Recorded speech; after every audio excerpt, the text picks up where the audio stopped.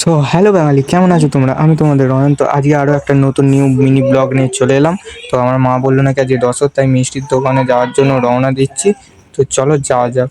তো আমরা লালমাটি রাস্তার উপর দিয়ে যাচ্ছি, যেতে যেতে দেখি কাকাটা আমার সাথে রেস করতে চাইছে। তাই কাকাটার সাথে একটু রেস করে বাঁশবাগানের টপকে চলে এলাম আমরা। ওয়াও! তো রাস্তাতে ডগিস বাজাচ্ছিল, আমি তাদেরকে হাই বললাম।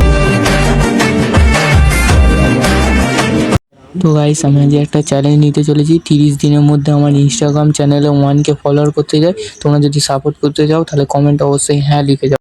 তো 7 সমুদ্র 13 নদী পার করে আমরা চলে এলাম মিষ্টির দোকানে, কিন্তু মিষ্টি তো আমার ব্যাগেই ছিল। তাহলে মিষ্টির দোকানে কি জন্য এলাম? তো বেশি দেরি না করে আমরা ঘরের দিকে রওনা দিচ্ছিলাম, কিন্তু কি মন গেল কি জানি, আবার মিষ্টির দোকানে চলে এলাম। তো মিষ্টির দোকানে কত ভিড় দেখতেই পাচ্ছ। ডিপ্রেশন।